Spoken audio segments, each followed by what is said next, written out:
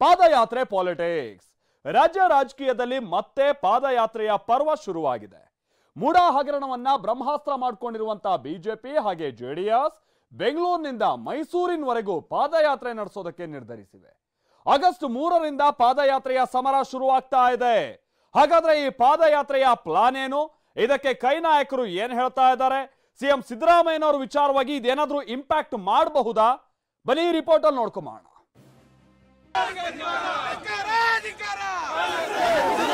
ವಾಲ್ಮೀಕಿ ಹಗರಣ, ಮೂಡ ಹಗರಣ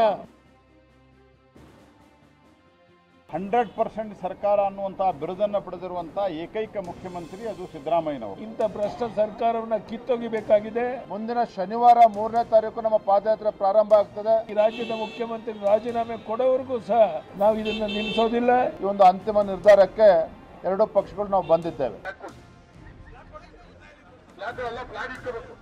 ಪಾದಯಾತ್ರೆ ರಾಜ್ಯ ರಾಜಕೀಯದಲ್ಲಿ ಮತ್ತೆ ಪಾದಯಾತ್ರೆ ಪಾಲಿಟಿಕ್ಸ್ ಶುರುವಾಗಿದೆ. ಅಕ್ರಮ ಗಣಿಗಾರಿಕೆಗೆ ಬ್ರೇಕ್ ಹಾಕಲು ಬೆಂಗಳೂರಿನಿಂದ ಬಳ್ಳಾರಿಗೆ ಸಿದ್ದರಾಮಯ್ಯ ಪಾದಯಾತ್ರೆ ಮಾಡಿದ್ರು. ಮೇಕೆದಾಟುಗಾಗಿ ಕಾಂಗ್ರೆಸ್ ನಾಯಕರು ಬೆಂಗಳೂರಿಗೆ ಹೆಜ್ಜೆ ಹಾಕಿದ್ರು. ಇದೆಲ್ಲ ಇತಿಹಾಸ. ಇದೀಗ ಮತ್ತೆ ಪಾದಯಾತ್ರೆ ಪರ್ವ ಶುರುವಾಗಿದೆ. ಈ ಬಾರಿ ಪಾದಯಾತ್ರೆಗೆ ಅಸ್ತ್ರವಾಗಿರೋದೇ ಮುಡಾ ಹಗರಣ ಮತ್ತು ಸಿಎಂ ಸಿದ್ದರಾಮಯ್ಯ.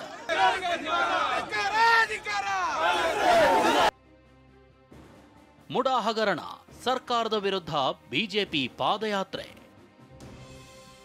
ಬೆಂಗಳೂರು ಟು ಮೈಸೂರು ಹೆಜ್ಜೆ ಹಾಕಲು ಬ್ಲೂ ಪ್ರಿಂಟ್ ರೆಡಿ. ಆಗಸ್ಟ್ 3ರಿಂದ ಪಾದಯಾತ್ರೆ, ಆಗಸ್ಟ್ 10ಕ್ಕೆ ಸಮಾರೋಪ. 3ನೇ ತಾರೀಕು ಶನಿವಾರ ನಾವು ಪ್ರಾರಂಭ ಮಾಡೋರಿದ್ದೇವೆ. 10ನೇ ತಾರೀಕು ಶನಿವಾರ ಅದು ಸಮಾರೋಪ. ಅವತ್ತು ನಮ್ಮ ಕೇಂದ್ರದಿಂದ ರಾಷ್ಟ್ರೀಯ ನಾಯಕರುಗಳು ಕೂಡ ಬರೋರಿದ್ದಾರೆ.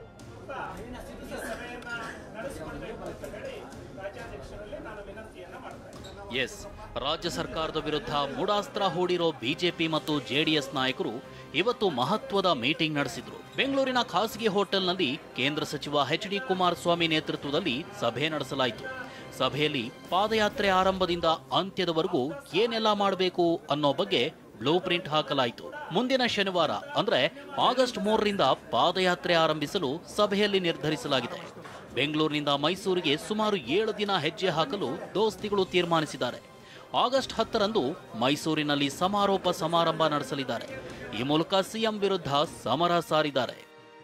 ಮುಂದಿನ ಶನಿವಾರ ನಮ್ಮ ಪಾದಯಾತ್ರೆ ಪ್ರಾರಂಭ ಆಗ್ತದೆ. ಬೆಂಗಳೂರಿನಿಂದ ಮೈಸೂರುವರೆಗೆ ಕನಿಷ್ಠ 7 ದಿನಗಳು ಬೇಕಾಗ್ತದೆ. ಹಾಗಾಗಿ ಶನಿವಾರ 3ನೇ ತಾರೀಕು ನಮ್ಮ ಪಾದಯಾತ್ರೆ ಪ್ರಾರಂಭ ಆಗ್ತದೆ. It is the biggest scam, and it is with the directly involvement of Chief Minister and the entire government. 2 major scams have happened, and this money they have transferred it for the Lok Sabha election, and it has happened with the full knowledge of the Congress High Command, and Rahul Gandhi was in full knowledge. That's why we want to take it to the logical end. ರಾಜ್ಯ ಸರ್ಕಾರದ ವಿರುದ್ಧ ಕುಮಾರಸ್ವಾಮಿ ಕೆಂಡಾಮಂಡಲ. ಸಭೆಗೂ ಮುನ್ನ ಮೈಸೂರಿನಲ್ಲಿ ಸುದ್ದಿಗೋಷ್ಠಿ ನಡೆಸಿದ ಕೇಂದ್ರ ಸಚಿವ H D. Kumaraswamy CM Siddaramaiah ವಿರುದ್ಧ ಬಾಣಗಳನ್ನ ಬಿಟ್ಟರು. ಮುಡಾ ಹಗರಣದಿಂದ ಪಾರಾಗಲು ಆಯೋಗ ರಚನೆ ಮಾಡಿದ್ದಾರೆ ಅಂತ ಗಂಭೀರ ಆರೋಪ ಮಾಡಿದ್ರು. ರಾಜೀನಾಮೆ ಕೊಡದೆ ಯಾವ ಭಂಡ ಧೈರ್ಯದಲ್ಲಿದ್ದೀರಿ ಅಂತ ಪ್ರಶ್ನಿಸಿದ್ರು. ದೇಸಾಯಿ ಕೊಟ್ಬಿಟ್ಟು ನೆಕ್ಕಳಿ.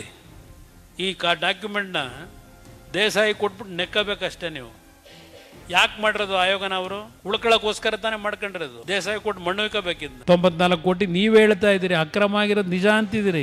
ಅಕ್ರಮ ಆಗಿರೋದು ನಿಜ ಅಂತ ಒಪ್ಕೊಂಡು ಯಾವ ಬಂಡ ಧೈರ್ಯದಲ್ಲಿ ನಡೀತಿದೆ? ಕೂಡಲ ಸಂಗಮದಿಂದ ಬಳ್ಳಾರಿಗೆ ಪಾದಯಾತ್ರೆ, ರಮೇಶ್ ಜಾರಕಿಹೊಳಿ ಸುಳಿವು.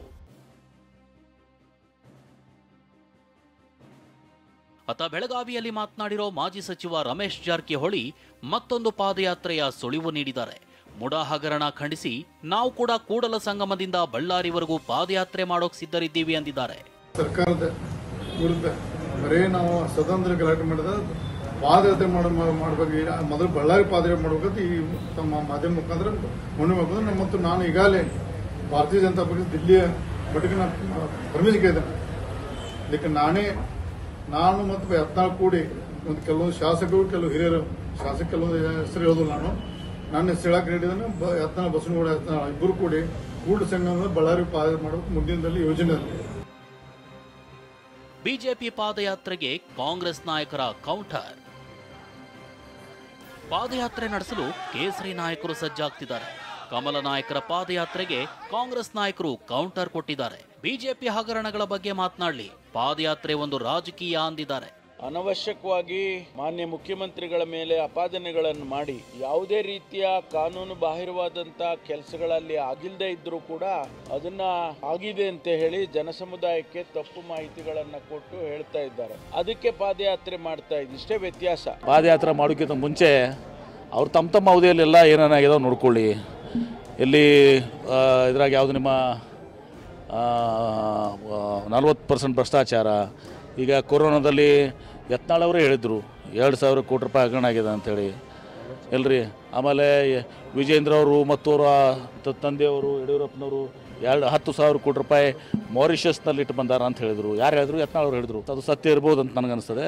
ಅದಕ್ಕೆ ವಿಜೇಂದ್ರ ಮೊದಲಾದ್ರೆಲ್ಲನೂ ಆತ್ಮಾವಲೋಕನ ಮಾಡಿ ಆಮೇಲೆ ಪಾದಯಾತ್ರೆ ಮಾಡಲಿ. ಭಾರತೀಯ ಜನತಾ ಪಾರ್ಟಿಯವರಿಗೆ ಜನತಾ ದಳದವರಿಗೆ ಯಾವುದೇ ನೈತಿಕ ಹಕ್ಕಿಲ್ಲ ಈ ಭ್ರಷ್ಟಾಚಾರದ ಬಗ್ಗೆ ಮಾತಾಡಲಿಕ್ಕೆ. ಆದ್ದರಿಂದ ಬೇರೆಯವ್ರ ಮೇಲೆ ಕಲ್ಲು ಹೊಡೆಯೋದಕ್ಕಿಂತ ಮೊದಲು ಅವರು ಗಾಜಿನ ಮನೆ ನಿರ್ಧಾರ ಅಂತ ತಿಳ್ಕೊಂಡ್ರೆ ಭಾಳ ಒಳ್ಳೆಯದು. ಅದೇನೇ ಇರಲಿ, ಪಾದಯಾತ್ರೆ ಮೂಲಕ ಮುಡಾ ಹಗರಣದ ಬಿಸಿಯನ್ನ ಸರ್ಕಾರಕ್ಕೆ ಮುಟ್ಟಿಸಲು ದೋಸ್ತಿಗಳು ಸಜ್ಜಾಗಿದ್ದಾರೆ. ದೋಸ್ತಿಗಳ ಪ್ಲಾನ್ಗೆ ಕಾಂಗ್ರೆಸ್ ಕೂಡ ಕೌಂಟರ್ ಪ್ಲಾನ್ ಮಾಡ್ತಿದ್ದು, ಈ ವಾರ ಪಾದಯಾತ್ರೆ ಪಾಲಿಟಿಕ್ಸ್ ಬಲು ಜೋರಾಗಿ ನಡೆಯೋದ್ರಲ್ಲಿ ಡೌಟೇ ಇಲ್ಲ. Bureau report, TV9.